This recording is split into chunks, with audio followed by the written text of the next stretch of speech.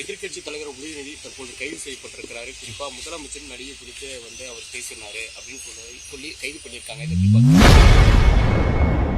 எதிர்க்கட்சித் தலைவர் உதயநிதி கைது குறித்து செய்தியாளர் எழுப்பிய கேள்விக்கு திமுக முன்னாள் அமைச்சர் செந்தில் பாலாஜி பதிலளித்துள்ளார். எதிர்க்கட்சி தலைவர் உதயநிதி தற்போது கைது செய்யப்பட்டிருக்கிறாரு. குறிப்பா முதலமைச்சர் நடிகை குறித்து அவர் பேசினாரு அப்படின்னு சொல்லி கைது பண்ணியிருக்காங்க. இதை எப்படி பார்க்குறீங்க?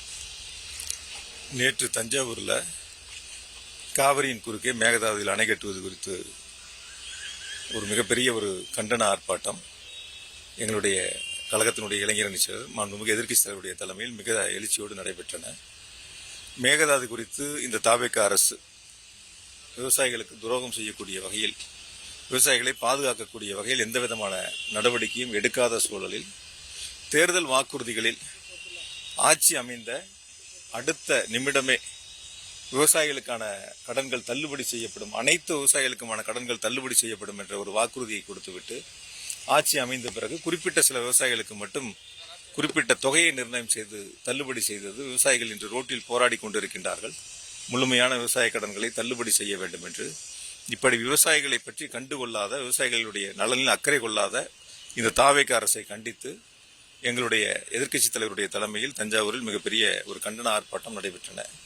நாளை சட்டமன்றம் கூடுகிறது. நேற்று அந்த கண்டன ஆர்ப்பாட்டத்திலே எங்களுடைய எதிர்க்கட்சி தலைவர் சொல்லியிருந்தாங்க, நாங்கள் விவசாயிகளுடைய பிரச்சனைகளை சட்டமன்றத்தில் பேசுவோம் என்று.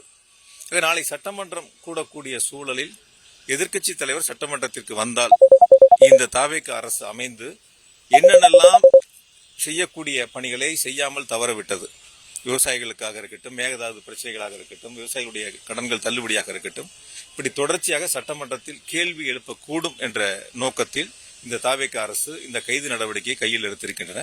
குறிப்பா நீங்களே எல்லாரும் பார்த்திருப்பீங்க, யாரெல்லாம் இந்த தாவேக அரசுக்கு எதிராக குரல் கொடுக்கிறார். பத்திரிகையாளர் உட்பட, எல்லாத்தையும் சேர்த்தா சொல்றேன், பத்திரிகையாளர் உட்பட யாரெல்லாம் தாவேக அரசுக்கு எதிராக கருத்துக்களை சொல்கின்றார்களோ, இந்த குறுகிய காலத்தில் தாவேக அரசு அமைந்த காலத்தில் யாரெல்லாம் இந்த அரசு எதெல்லாம் செய்ய தவறியதோ அதெல்லாம் சுட்டி காட்டுகிறார்களோ அவர்கள் மீது வழக்கு பதிவு செய்வதை நோக்கமாக கொண்டு, இலக்காக கொண்டு இந்த அரசு செயல்பட்டுக் கொண்டிருக்கிறது. இது மிகப்பெரிய ஒரு கண்டனத்துக்குரியது. இதுவரையில் தமிழக செய்திகளை உள்ளது உள்ளபடி தெரிந்து கொள்ள ரெஃப்ளெக்ட் நியூஸை சப்ஸ்கிரைப் பண்ணுங்க.